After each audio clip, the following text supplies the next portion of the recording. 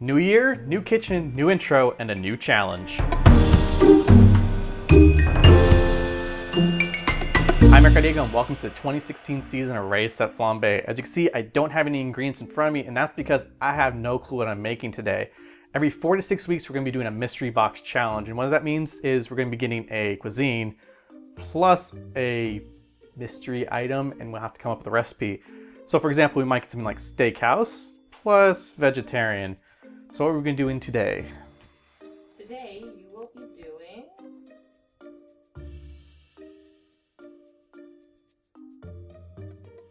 burgers plus technique. Ooh, burgers and technique. What's our technique? The technique you're going to be using today is baking. Baking, so I gotta make a baked burger. Sounds interesting. So let's go to the store and get the ingredients. Okay, so today's challenge is burgers plus technique, and the technique is baking, which thankfully is pretty easy. I'm thinking I'm gonna get 2 types of meat to make it more flavorful, and then instead of baking it fully, I'm going to probably end up broiling it to get a nice crust on the outside and maybe finish it off with baking if it doesn't get cooked all the way through. So on the way to the store, it finally dawned on me that I said I wanted to use 2 different types of meats for the burger.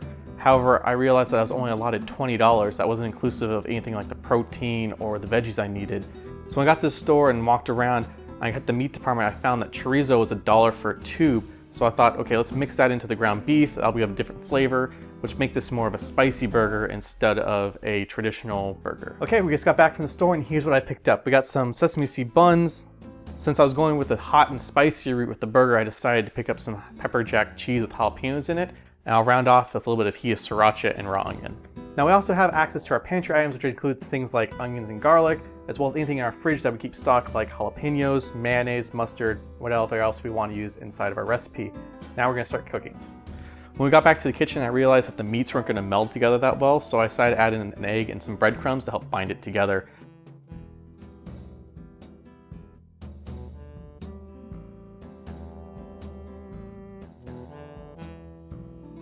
Even though I was throwing baking as a technique, when I talked it over with the judges, broiling was actually in the lot of rules for it. So I basically decided to put on a broiler, which is basically a grill upside down, to get that nice crunchy texture on the outside of it. Once the burger came out of the oven, I put cheese on it to allow it to melt, and finally I assembled it with some lettuce, onions, tomato, and some sriracha.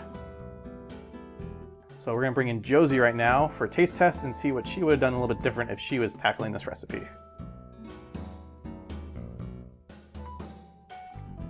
Try at the same time, see how it comes out.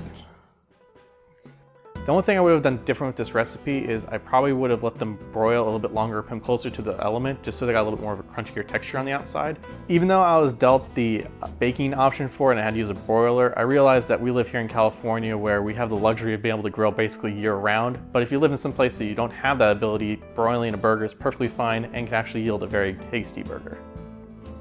Maybe I would have made like a sriracha mayonnaise. Sriracha mayonnaise probably been good. I think the one thing I would love a little bit more on this would be maybe a bit crunchier on the burger. So for the $18.61 I spent in the store, as well as about the 12 minutes it took me to pick up everything, I was able to feed not only Josie and myself, but as well as 2 people helping on our crew. So basically, you can feed a family of 4, everyone was satisfied with it and it tasted really good. So for the first recipe test, it's a pass. First recipe, you can check out the description below. For other recipes, you can check out our YouTube channel at readysetflambé.tv. While you're there, you can go over to our Facebook page and give us a like, or you can go to our Instagram page and check out some behind the scenes photos. Until next time, I'm Aric. Thank you for watching.